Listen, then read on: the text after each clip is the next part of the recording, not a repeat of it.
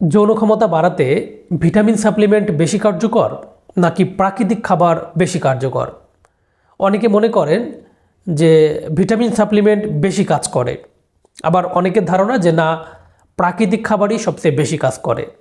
তো আজ আমি একজন চিকিৎসক হিসাবে এই বিতর্কের অবসান ঘটাবো এবং আপনাদেরকে জানাবো বিজ্ঞানের চোখে আসলে কোনটা সবচেয়ে বেশি কার্যকর।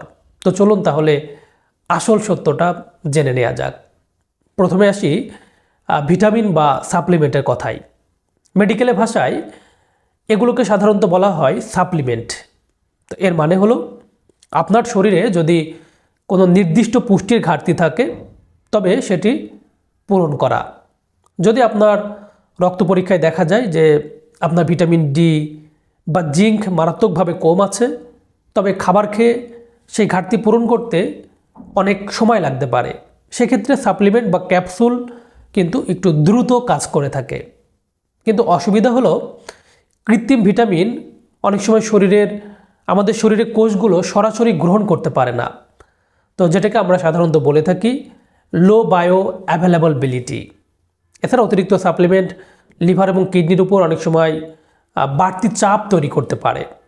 এখন আসি প্রাকৃতিক খাবারের কথায়। কেন ডাক্তাররা সবসময় প্রাকৃতিক খাবারের উপরেই সবচেয়ে বেশি জোর দেন? এখানে আসলে তিনটি কারণ আছে। এক, শরীরের সাথে বন্ধুত্ব। খাবারের মধ্যে থাকা ভিটামিনগুলো প্রাকৃতিক অবস্থায় থাকে। আমাদের পাকস্থলী এবং রক্ত এই পুষ্টিগুলো খুব সহজেই কিন্তু চিনে নেয় এবং শোষণ করে নেয়।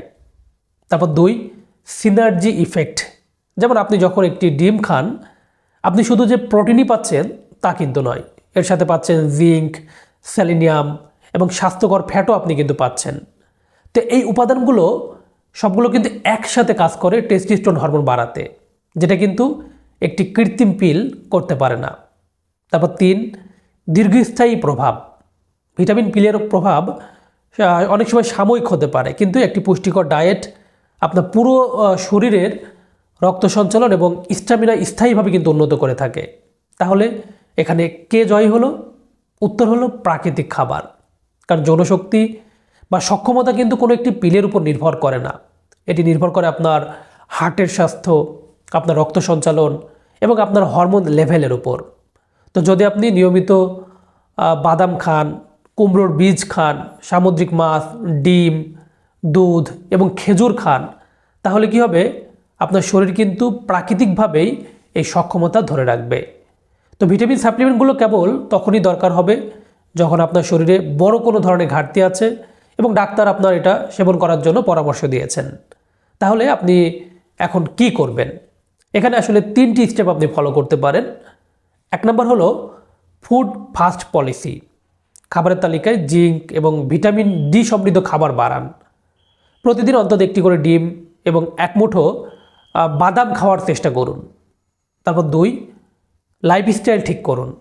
আপনি যদি গাদা গাদা ভিটামিন খান কিন্তু সারাদিন শুয়ে বসে থাকেন আর ধূমপান করেন, তাহলে কিন্তু সেটা কোনো কাজে দেবে না। তাই ব্যায়াম আপনার রক্ত সঞ্চালন বাড়াবে, যেটা কিন্তু আপনার সক্ষমতার মূল চাবিকাঠি। তারপর তিন, অন্ধভাবে সাপ্লিমেন্ট নয়।